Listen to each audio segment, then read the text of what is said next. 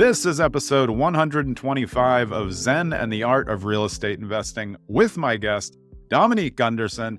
Dominique is a 26-year-old house flipper based in Colorado Springs, investing in New Orleans, also a rental property owner who has scaled up this portfolio very quickly. I'm excited to talk to her. Dominique, welcome to the show. Thank you so much for having me. Super excited to be here. Yeah, I'm excited to talk to you. And like I was just saying in the pre-call, I think that, your age range at now 26 is really hopeful to younger people, but also to everybody who maybe didn't get started. So when was the first time that you remember being interested in real estate as something that could be an asset? Yeah, so I first got interested in real estate in high school, actually. So I was probably like 15, 16, around junior year. And, I was just kind of doing the typical ending of high school years, like research as far as, okay, am I going to go to college? Hmm. If not, what am I going to do? What sort of field am I interested in? And it coincided really well with my mom. She was in the process of buying her first property to live in. So my parents did not grow up owning real estate. I did not know anything about real estate or what that meant.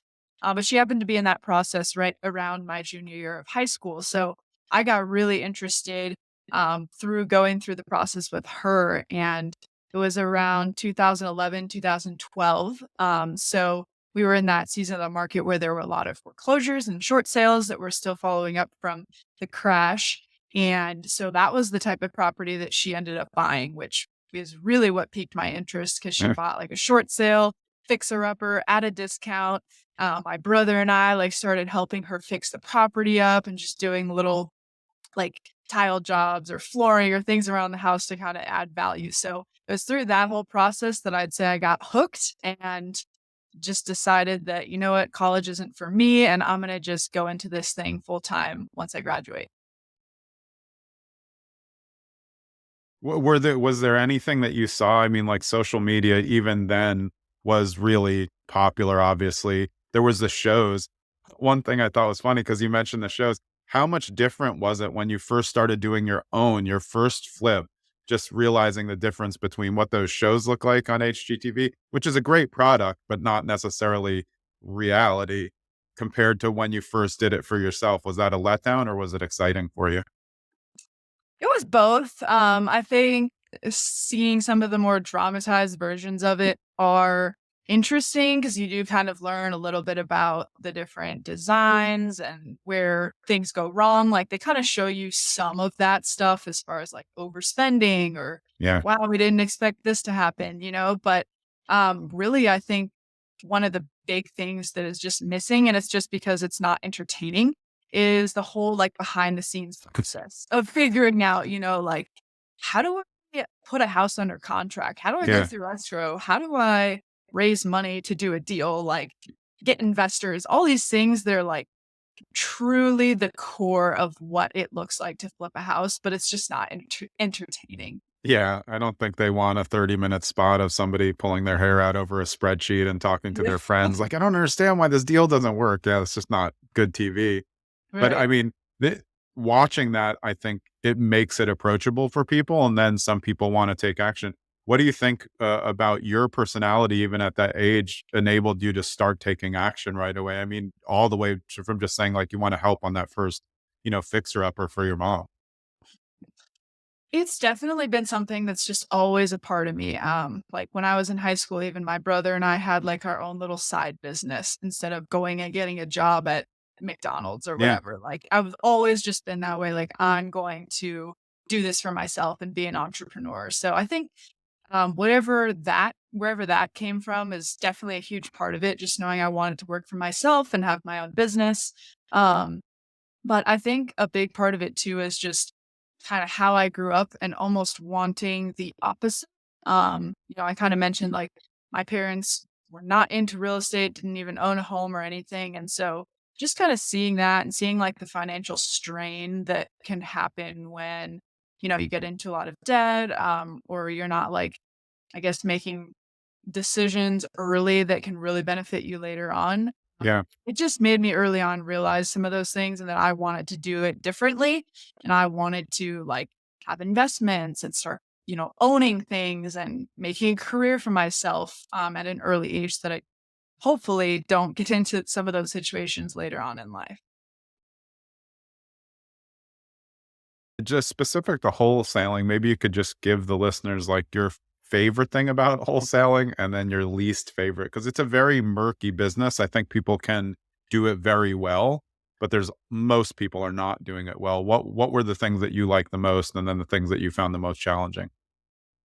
Overall, I would say I don't like very much about wholesaling. Me neither. I was ready to get out of it, as soon as I could. Literally, it was like a means to an ends for me of learning the business, making good connections, understanding just a whole list of buyers, how they analyze deals, how they run numbers. That was probably my favorite thing is just getting to sit down with so many different people and the people that I got to sell deals to. I could go even more in depth because we were talking about a specific property, so it just gave me a ton of experience. That was my favorite part. Learning contracts, learning numbers, learning analysis, all the things that I would need to eventually go do this on my own. Um, so that was my favorite part. And least favorite part was kind of everything else. Everything. Just, I don't know. You get in kind of like a lot of sticky situations as far as, how much do I say to both ends and, you know, who are these people showing up to the showings and just all these things that just kind of make it feel a little bit shady, even though, you're doing something right. And you have all the contracts in place and it's legally binding. But just the whole situation of how it works is just, I don't know, it's not for me. So, did you decide before you started buying that you were going to traditionally just buy out of state, or was it just a matter of functional dynamics of the financing and where you could get properties?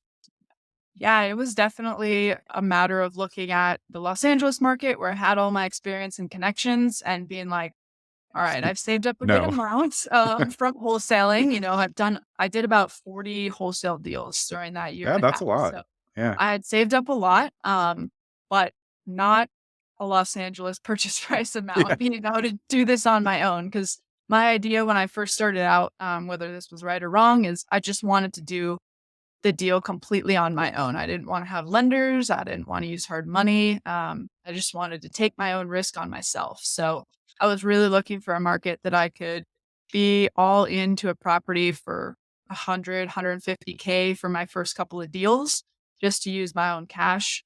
And that just wasn't Los Angeles. So I started Yeah. looking out of state just out of necessity. And how did you come upon New Orleans as the landing spot? So New Orleans is actually the market where my dad and his wife live.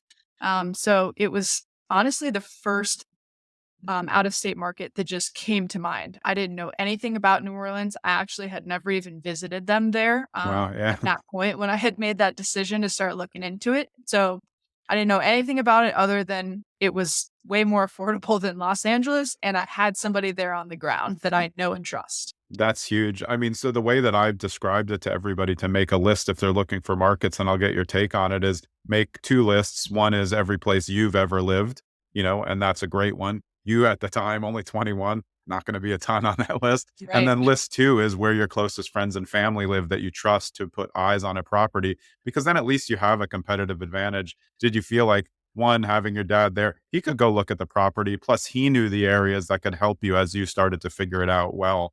That was part of it, right? Absolutely. And especially now that I've been invested there, like, I mean, you could pull up stats and data from, all different types of like, where's the price increase the best over the years, population growth, like all these different stats. And New Orleans is honestly a lot of times not the top or anywhere near the top of those lists, Yeah, but there is like money to be made in real estate in almost any major metro market, I or agree. even sometimes not a major metro, but just a place that people are living, people are building, infrastructure is there. So for me, I mean, it was never about like, is New Orleans the best place to invest? It was all about the competitive advantage on the ground.